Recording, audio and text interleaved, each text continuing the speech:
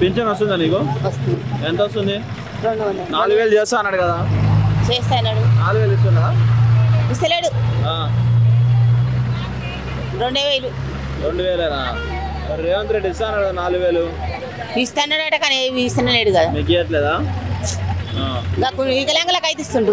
వికలాంగులకు ఇప్పుడు free bus ఎట్లుంది? ఫ్రీ బస్ ఎక్కినా ఎప్పుడైనా? మస్తు ఎక్కినా. బాగుందా బస్సు? మంచిగా మంచిగా అంటావు, మేలే అంటావు ఫ్రీకి ఇవ్వడం? ఇక బాగా ఎప్పటికీ ఊళ్ళో అదేంటి డ్యూటీలో పోయేటోళ్ళకి న్యాయం ఉంది. మా ఊళ్ళో పంట వచ్చేటోళ్ళకి నెలకు ఒకసారి ఏడాదికి ఒకసారి పోయింది. డ్యూటీలో పోయేటోళ్ళకి న్యాయం ఉంది. ఫ్రీకి ఇస్తే మంచిగా అంటావు. అన్ని ఫ్రీకి ఇచ్చుకుంటా పోతే మళ్ళీ రాష్ట్రం అప్పులు కదా. ఇక ఫ్రీగా అంటే ఈ బస్సు మగవాళ్ళకేమో ఎక్కువ, ఆడళ్ళకేమో ఫ్రీ. అన్ని రేట్లు తక్కువ అయితేనేమో మంచిగా ఉండే. ఇప్పుడు పిల్లలు పెళ్లిలకు వచ్చి ఇంకా ఎక్కువ కాబట్టి 1,00,000 రూపాయల బంగారం కాటుతున్నాం. తగ్గియాలంట బంగారం. తగ్గియదా మరి పిల్లల పెళ్లిలకు? రేవంత్ రెడ్డి తగ్గియాల. ఎవరు తగ్గిస్తారు?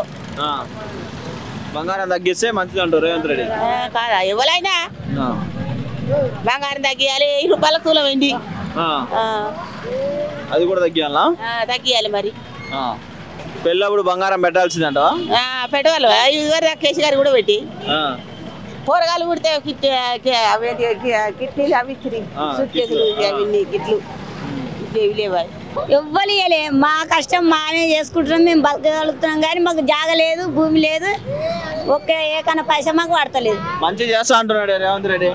మంచిగా చేస్తాడని గెలిపిస్తుంది. మరి ఏమి ఇచ్చాడు? మంచిగా చేస్తాడని గెలిపించినాము. వాడిని ఒడగొట్టి మేము గెలిపించినాము. ఏం బీడీలు చేసే వాళ్ళకు పింఛన్ ఇస్తారు. మాకేమో ఏం లేదు. కష్టం చేసుకుంటే వాళ్ళకు జాగ లేదు, భూమి లేదు, ఇల్లు జాగ కూడా లేదు. మరి ఏది సంవత్సరం 2 సంవత్సరాలు దగ్గర సంవత్సరం వెళ్ళిపోయింది. సంవత్సరంన్నర. మరి ఇంకేది పొక్కలే చూస్తుంది కానీ ఆయన వేసాడు ఏం చేస్తలేడు. మాకైతే ఏం రాలే. ముందే ఛాన్స్ పడగొట్టుకుండు. నువ్వు పొక్కలు చూసుకుంటే ఆడవంటే చూసేటోళ్ళు మట్ట చూస్తే వాళ్ళు వెనకనే వేసేటోళ్ళే ఎత్తురు. మరి వాని పనికి అట్లా అయింది. ముందుగాలట అయిన పని ఫస్ట్ మంచిగా చేసిండు అన్ని. అయినా గెలిపించినాం. సంవత్సరంన్నర 5 ఏళ్ళకు మళ్ళీ గెలిపించినాం. మళ్ళీ పోతే ఈయన గెలిపించినాం. ఈయన ఏపాటు చేస్తుంది సంవత్సరం కోలే ఇటాట చూస్తుంది కానీ అన్నీ చేస్తే కరెక్ట్. ఈయన కూడా వచ్చింది. దృష్టిలో పదల దృష్టిలో అట్లా ఉండి అంతే సామాన్య. ఆయన రాడు, అయినా రాడు. మరి ఇక ముందు ఎవడన్నా అన్నం పెట్టినా చూస్తారు కానీ సున్నం పెట్టినా చూస్తారు. ఎవడన్నా సున్నం పెట్టిన కాడికే వచ్చింది కదా. మరి అంతే ఉంది. మరి ఇంకేముంది? మరి పెట్టిండు. ఒక్కలు చూలే ఆయన రైతు బంద్ చేసిండు. పిల్లలకు ఈ స్కూల్ చాలు చేసిండు. అన్నీ చేసిండు. బళ్ళు కూడా బాగానే చేసే దిక్కు చేసిండు. చేసిన దిక్కు వచ్చిండు. చేయని దిక్కు రాలే ఆయన కూడా అంతే. మాకు చేసినాడే 2 సంవత్సరాలు గెలిపించినాం. 3 సార్లు గెలిపిస్తే ఏందయ్యా? ఏది చేస్తేంది? ఇప్పుడు ఈయన అయితే ఏది చెప్తే ఏడు చెప్పిన మా పడుతుంది కానీ ఈయన అయితే మొత్తమే లేదా. మాకైతే ఇందిరమ్మ ఇల్లు ఇచ్చింది. ఇందిరమ్మ కోసము కాదండి ఫ్రీ బస్ ఇస్తే ఆడవాళ్ళంతా ఊరుగా తిరుగుతున్నారు అంటారు. ఏమంటావు? ఫ్రీ బస్ ఆయన ఏమన్నామా? మేము బతలాడినాం. మేము బతలాడినామా? 100 రూపాయల టికెట్ 50 చేయనుండే. 50 రూపాయల టికెట్ 20 రూపాయలు 20 చేయనుండే. భార్య భర్తలకు 2 ఎడవప్పమన్నామా? మేము ఏం జాబ్ చేసేటోళ్ళకే అది పని చేస్తుంది. ఏమన్నా మేము కష్టం చేసేటోళ్ళకి పని చేస్తుందా? మరి ఎక్కువమా? మేము కైకిలు పోతున్నాము. జాబ్ వచ్చినవానికే పైసా పెడతారు. జాబ్ రానోనికి కైకిలు రానోనికి మాకు సున్నమే అవుతుంది కదా. ఏడికైనా ఇవన్నీ పట్టుకొని తిరుగుతారు వేస్ట్గా. ఏడికైనా చేస్తారయ్యా. ఇప్పుడు మాకు 2 అన్నదమ్ములు. ఒక గుంట జాగ వచ్చింది. ఆ గుంట జాగాలో కూడా మేము ఒక్కరు మళ్ళీ మాకు డబుల్ బెడ్రూమ్ ఇవ్వమంటే ఇవ్వాలి. ఎవరైనా గెలిపిస్తాం లాభముంది చెప్పు. నా ఇంటికి వెళ్ళి కాకపోతే మాట్లాడతాను 20 మందిని పట్టుకుని. నీ కేసీఆర్ను అప్పుడు గెలిపించినాము. 3 సార్లు గెలిపించినాము. ఆయన మచ్చ చేసిన కాడికి వేరే ఊళ్ళలో వేయకపోవచ్చు. చేసిందికి వచ్చిండు. 3 సార్లు గెలిపించిన కాకపోతే ఆయన ఓడగొట్టాలనుకున్నాం. ఓడగొట్టి ఈయన ఎన్నుకున్నాం. ఈయన ఎన్నుకున్నప్పుడు ఇంకా సంవత్సరం పడుతుంది. ఈయన ఏం చేస్తున్నాడు? ఫస్ట్ ఏందంటే 4 ఏళ్ళ ముచ్చటిసిపెట్టు. ముందు నువ్వు ఫస్ట్ మనం నాటేస్తాం. జరాగు నాటేస్తాం. వరి వచ్చేదాకా నాశపడతామా లేదా? మరి సంవత్సరం వెళ్ళిపోయింది. ముందు వేస్తుంటే పదాల దృష్టిలో ఏంటంటే మంచోడు అనే దృష్టి అనేది తెలుస్తుంది. ఇప్పుడు ఎంతవరకు వచ్చిందంటే ముసలికి పింఛన్లు ఆపిండు, రైతు బంధు ఆపిండు, పిల్లలే కళ్యాణ లక్ష్యం ఆపిండు, ఇవన్నీ ఆపిండు. ఎవరు నమ్ముతారు నా చెప్పు? ఆకలి అవుతుందంటే కంచములు అన్నం పెడితే ఎవరైనా నమ్ముతారు. ఇప్పుడు ఆకలి కాగా కంచములు అన్నం పెట్టండి ఎవరు నమ్ముతారు నా చెప్పు? మరి అది కూడా అంతే. ఏమో ఇక కేసీఆర్ గెలిచేది గెలవండి. ఎట్లా ఉన్నాయంటే ఇక ఎట్లా ఉన్నది మన మళ్ళా సార్లు ఊరు పోయింది మేము ఇక్కడనే ఉంటాం. బాధ వస్తుందా? ఊరు పోయిందని బాధ వస్తుందా? బాధ రాదా మళ్ళా? సరే అన్న ఫోన్ వస్తుంది. గెలుస్తున్నా మరి ఈసారి మళ్ళా గెలుస్తారు మళ్ళా కాంగ్రెస్ గెలుస్తుందా? రేవంత్ రెడ్డి వచ్చింది. కేసీఆర్ గెలడా? కేసీఆర్ చెప్పరాదు ఇక ఇక్కడ పట్టించుకుంటలేదు ఇక్కడ కేసీఆర్ నియోజకవర్గంలో పట్టించుకుంటలేడు. సొంత నియోజకవర్గం పట్టించుకోవట్లే. సొంత నియోజకవర్గంలో పట్టించుకుంటలే. మా మళ్ళా సార్ వాళ్ళకి ఎవరికి ప్యాకేజ్ వచ్చేతో ఇంకా ఇవ్వలే. ఆల్రెడీ మేము టెంపరీ లీవ్లో ఉంటున్నాం. ఇక్కడ ఏం పని దొరకలేదు, ఏం లేక ఆటమే వచ్చి ఇట్లా లోడి పని చేసుకుంటూ పోతాం. మళ్ళీ ఇప్పుడు అట్లీస్ట్ మీకు మీ గురించి పోరాటం కూడా పోరాడట్లే అసెంబ్లీలో పోరాడలేదు. హరీష్ రావు ఇట్లా నీటిపారుదల శాఖ మంత్రి ఉండి అప్పుడు ఇప్పుడు కొట్లాడతలేడు, అడుగుతలేడు ఏ దాని గురించి. ఇక ఇట్లా ఉన్న పరిస్థితి బాగాలేదంట.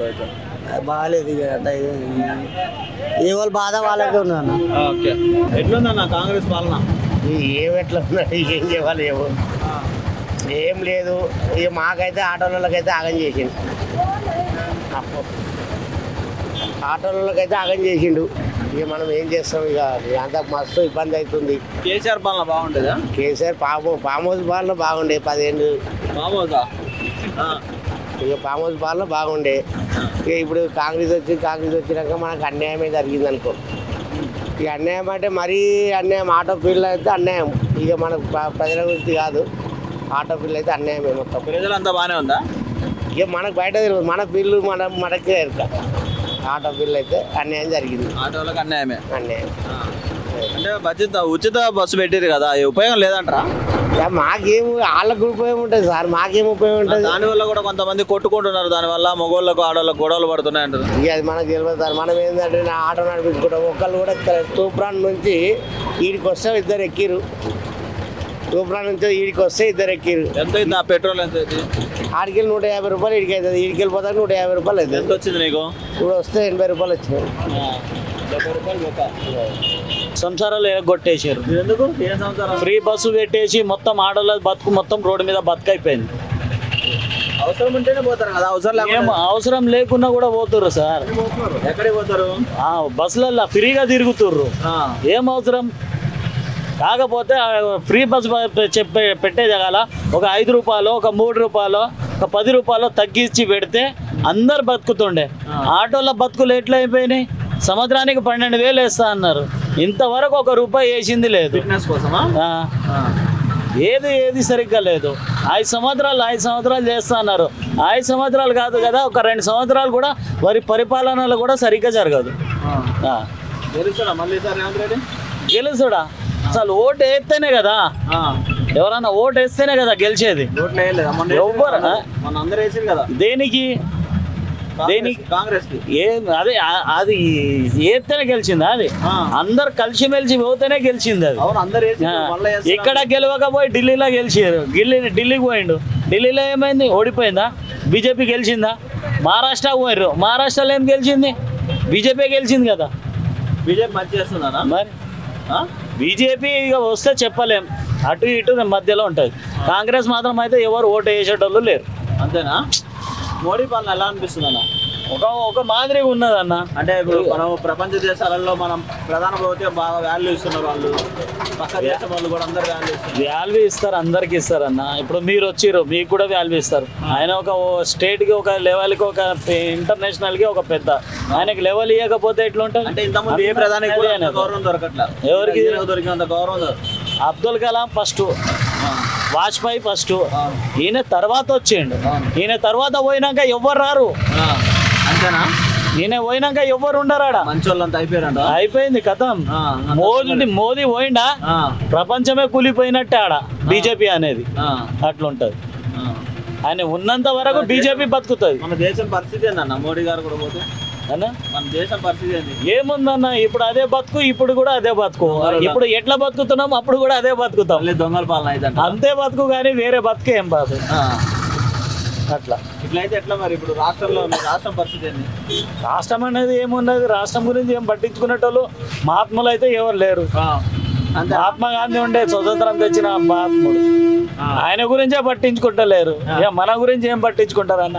వాళ్ళ గురించి మనం ఏం పట్టించుకుంటాం, మన గురించి ఏం పట్టించుకుంటారు మరి?